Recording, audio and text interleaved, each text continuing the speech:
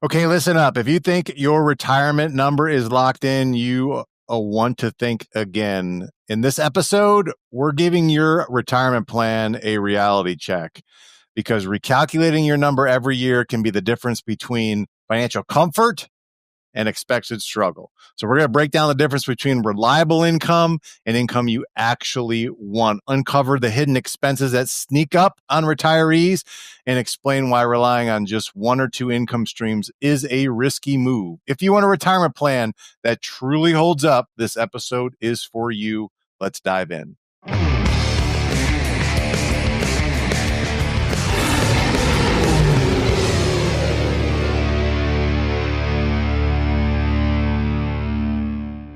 Practice owners, tired of working hard but not seeing the financial results you deserve? I'm Eric Miller, and my best-selling book, How to Become a Financial Beast, is your game changer. Learn how to maximize profits, pay yourself right, and build wealth outside your practice. Download now for free. Welcome back to the Financial Beast podcast. I'm your host, co-owner, chief advisor extraordinaire, Eric Miller, along with best advisor ever, Eric Kirsch. We help healthcare owners acquire control and expand your money so that you guys actually have something to show for it, have profits. And we also help associates. And it allows us to make sure you are debt-free, invested, and set for life. Check us out at econologicsfinancialadvisors.com, please. We have amazing assessments, scorecards that will allow you to see exactly where you stand, and you can always schedule a call with us, and we can go over whatever financial issue that you may have. Speaking of financial issues that you may have, one that seems to always pop up is the topic of retirement. Yep. Yeah, and the preparedness for it. Oof. I know. So we're going to talk about today, number one, we're going to give you a reality check on what you guys need to figure out, the numbers that you need to include in that particular assessment, so to speak, of your retirement.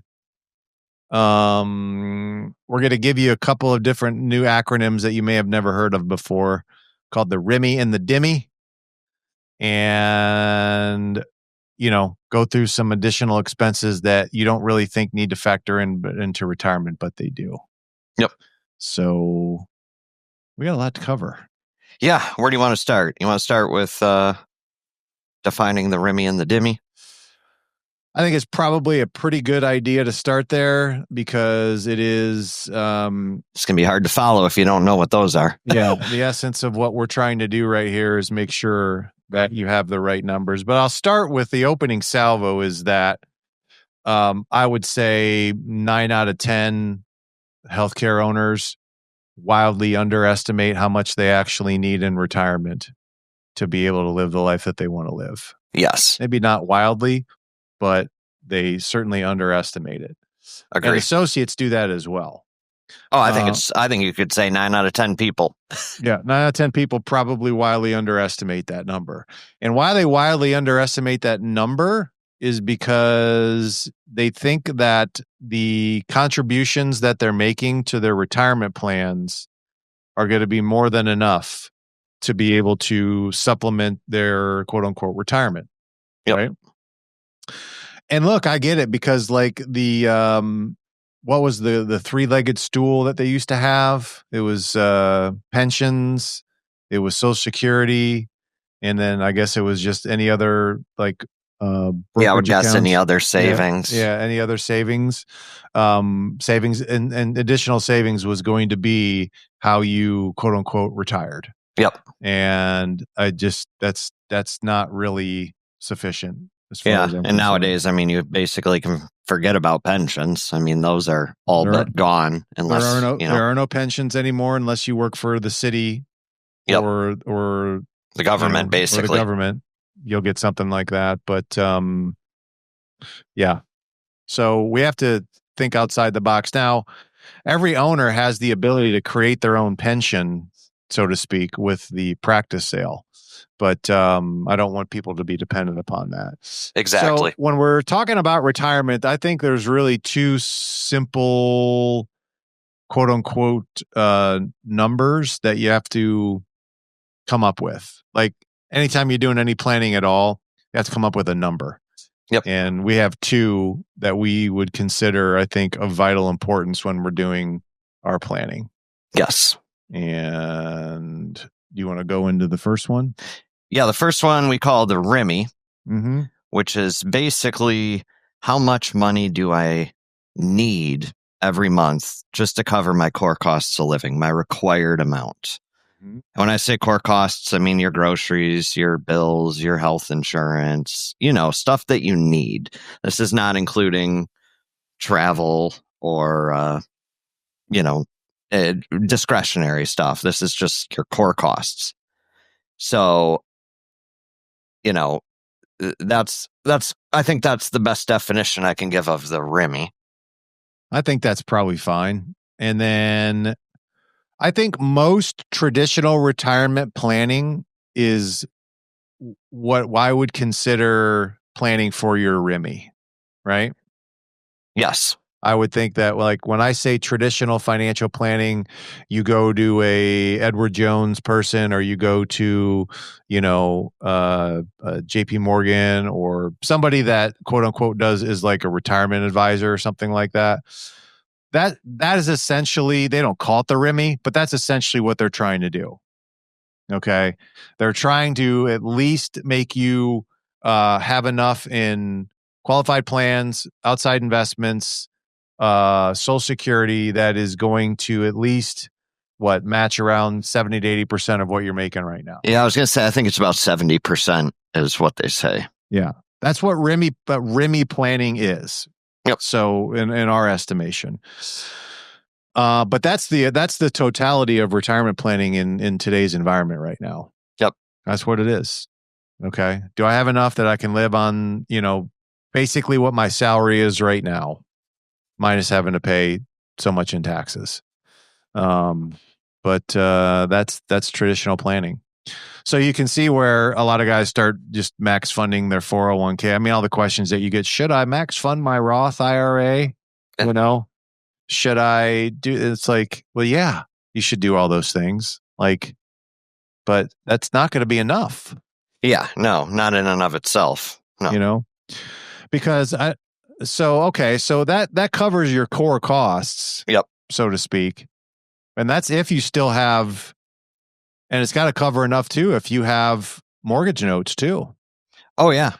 Yeah, of course. If you're not going into retirement debt free, it's got to cover your debt service. Yeah. So it's got to cover all that. All right. And I mean, I don't think it's near enough at all. No, I mean, it's probably enough to survive, but it's not enough to, why do you want to work your whole life and just spend retirement sitting at home because you can't afford to do anything else? Yeah. So that sounds horrible. That's the first target that we have, is to at least make sure that you have a plan so that you have your RIMI established at whatever time frame that it is that you need to have that established.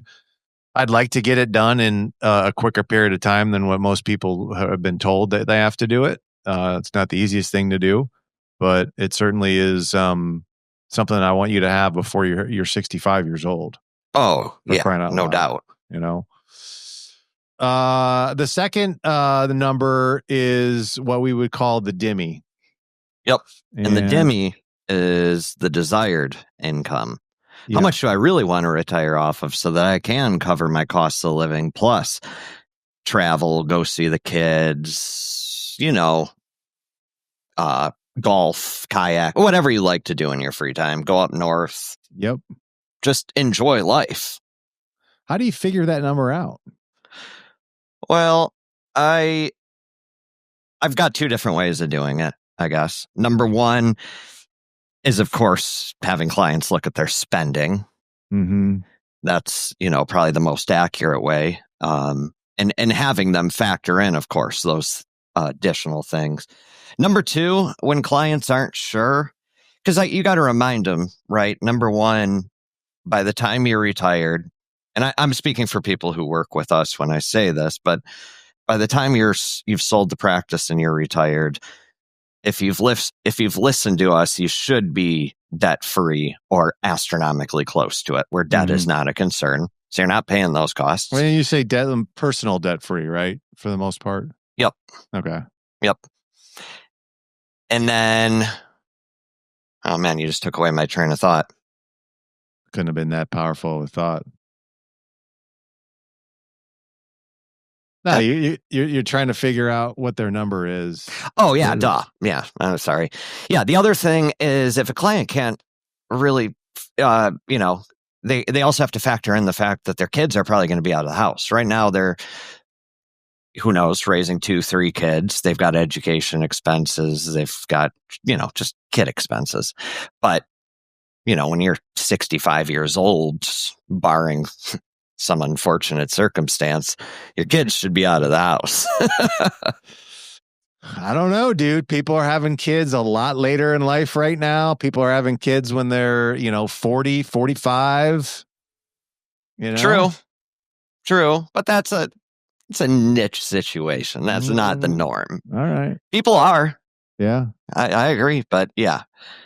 So, if you take, anyways, to wrap that up, if you take debt and mortgage and all, you get all that paid and your kids are out of the house, I mean, that's going to lop off part of today's spending by a good chunk. But anyways, to wrap that back to the DIMMI, the other way that I do that, besides, a deep dive in expenses, the other way to do it pretty safely, in my experience, just double the required amount. I was just going to say, that's probably the easiest thing to do, isn't it? Just double the required amount. I mean, if you can cover all your core costs of living on 10 grand a month, you're going to be perfectly fine on 20. Yeah. Yeah. Now, there's a couple reasons why that DIMMI is important to know, because once you know the DIMMI number that you're going to need, that allows us to then reverse engineer and work backwards of how much in total assets you're going to need at that point in time, right?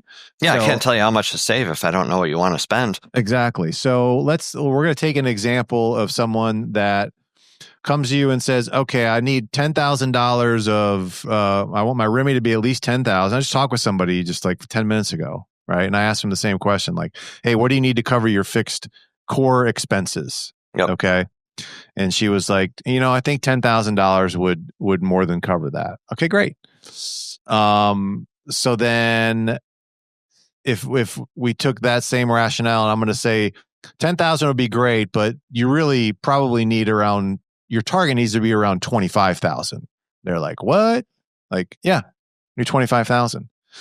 Because there are so many things that you're not planning for that could happen, that you have to make sure that you overestimate what you're actually going to need. That's the real purpose of the DIMMI is to build a factor of safety involved. Yeah, security. You know, and if you don't do that, then you're gonna have the bare necessity and you're gonna have the bare minimum, and it's never gonna be enough. Yep. So what we can do then is like, okay, great. I need 20, and forget about taxes and future and whatever values are going to be.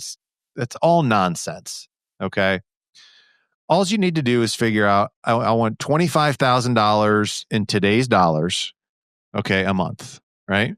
Yep. So that's $300,000 a year. Yep. Okay. How much am I going to need in total assets and in total investments to be able to generate $25,000 a year? I'm sorry, a month.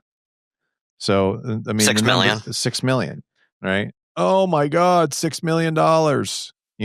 And that's where usually we have to like bring out the resuscitator or whatever it is and tell people like, look, you don't need to have $6 million in your 401k save. It'd be great if you did. Yeah. How many people actually have $6 million in their 401k? I mean, the math wouldn't even work. I don't know how you do that. Yeah. I mean, you would have to hit the jackpot of perfect timing of trades, and it wouldn't happen just by buying mutual funds. Yeah. That's not going to happen that way. So what are you looking for now? You're looking at, I need to have at least a $6 million household portfolio. Yeah. Which is going to include value of your business, Value of the commercial real estate if the business owns it, or if you have other things, rental properties, anything. The income generated from your real estate endeavors, your qualified plans, Social Security, your any outside investments that you've done, and I would say adding in there contractual agreements that you should have. Oh yeah, which should be like annuities and life insurance contracts of some kind. Okay, all of those combined, all right, should allow you to hit your DIMMI. Yep. Okay, and but you got to be operating on the right number to be able to do that. So, that's where it really comes down to proper planning to make sure that the value of your business is going to be at the level that it needs to be able to do that.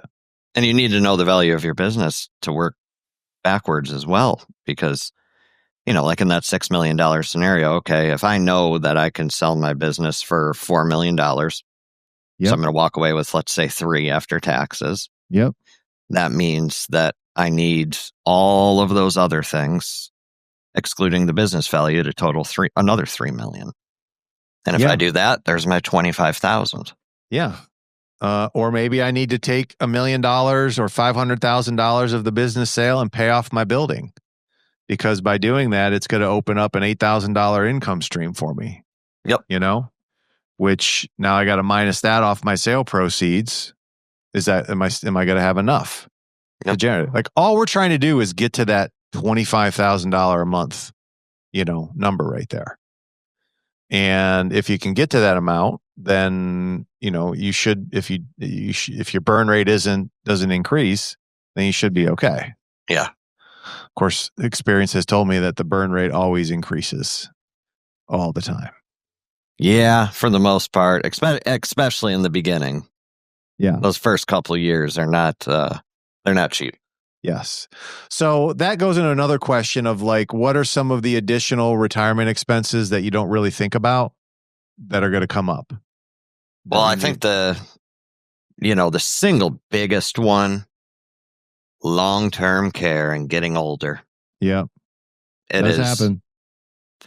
I mean, just a general facility in the U.S. today is, depending on your zip code, 6 to 8 a month. So I've looked for my dad, right? Because he's kind of getting to that point now. Okay. And your dad lives in Middle America, Ohio. He lives in Ohio right now, and never had long-term care. Okay, never bought long-term care insurance. Matter of fact, I have a video of him making fun of the fact that all of his money may get pissed away in a nursing home. He's like, I don't care. Who cares? They take all my money. They take all my money. Anyway.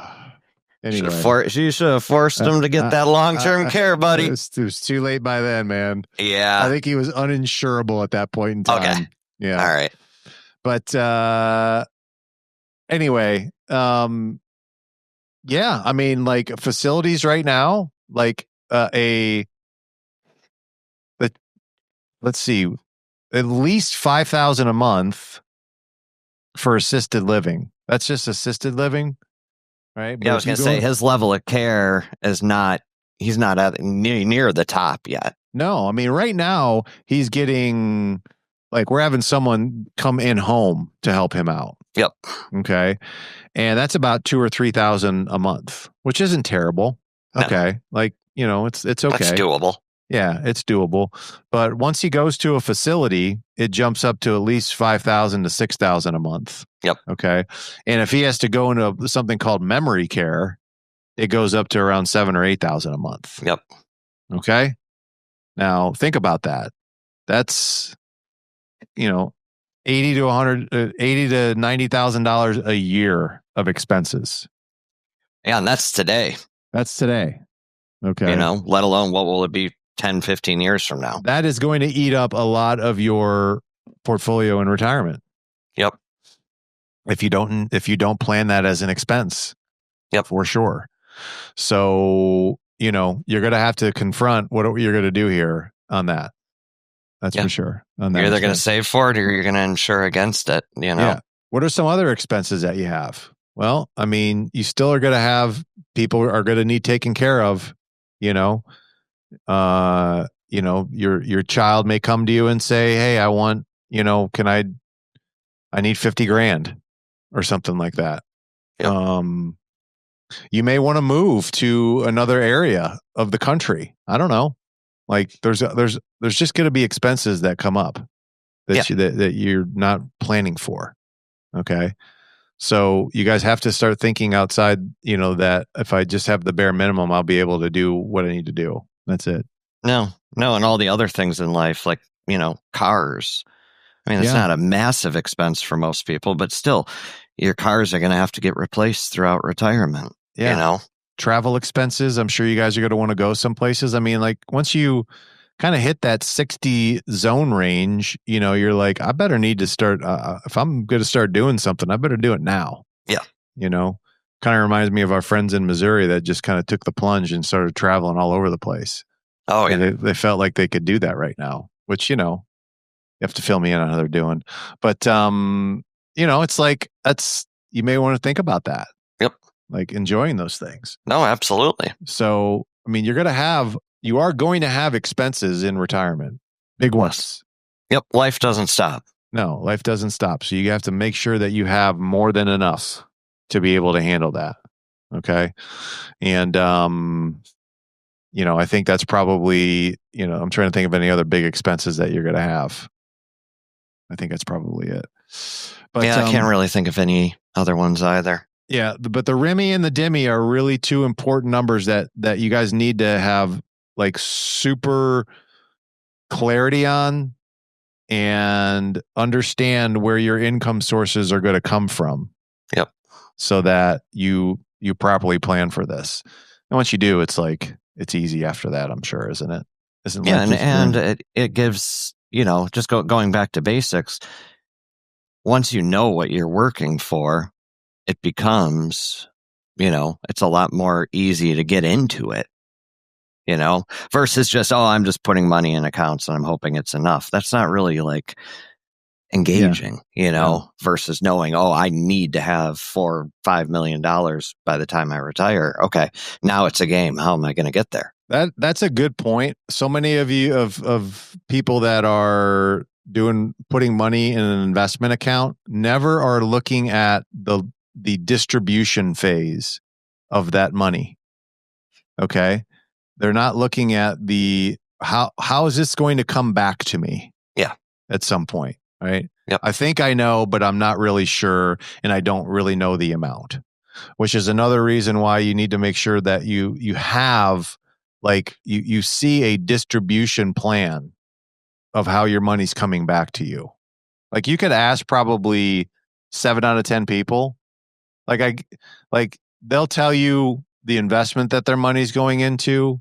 They'll tell you the rates of return on that money, but they will not be able to tell you how much income is going to be generated from that amount. Yeah. Okay. Nope. They will not. Nope. So you guys need to understand how much is coming back to you, in what fashion. Is it monthly? Are you guys taking lump sums out? Is it going to be how's it going to be distributed to you? What are the tax implications going to be? How long is it going to last? What's the percentages you need to draw out? All of this. Yep. And this is where I think distribution planning is. I think it's probably even. I don't know if it's more important than accumulation planning, but I think it's equally as important. It's up there. Yeah. Okay. It is up there. But, everyone's favorite. Oh, what's your rate of return? My rate of return. Yep. What's your rate of return? It's like, no, I'm like, I need to understand, how the money's coming back to me. But anyway, everybody knows best. What do I know? I mean, I know you didn't get your dad long-term care. I didn't. No. I tried to get it from my parents too, and my mom's going to hear this because she listens to all of our podcasts. But I tried to get them to get it years ago, and same thing. I mean, at the time, they were, I don't know, late 50s. My mom, early 60s. My dad, and just didn't think that they needed it. Now my grandma's been in memory care for like 6 years at this point. And wow, it's been that long, huh? yeah, dude, she was there pre-COVID. So, I mean, 2019. But how's she paying for that? Everything is gone. Every last penny is gone. At this point, it's being paid 100% of her Social Security, 100% of the pension she gets from, my grandpa was a Detroit fireman, so he died years and years ago, but she's still getting the survivor benefit. Every penny of those goes to the care facility. And then she actually ended up getting call it a grant from the care facility, because otherwise there wasn't going to be enough to keep paying it. Wow. How old is she now? 94? Too old. Yeah. Yeah. But she just keeps going, man. I know. She just keeps going. So maybe that's for another podcast. So on that high note, guys, make sure you're prepared, because we see them all the time, the stories on this one. So, and you never know, you might just keep going. Yeah, you just may keep going. All right, we'll see you guys on the next one.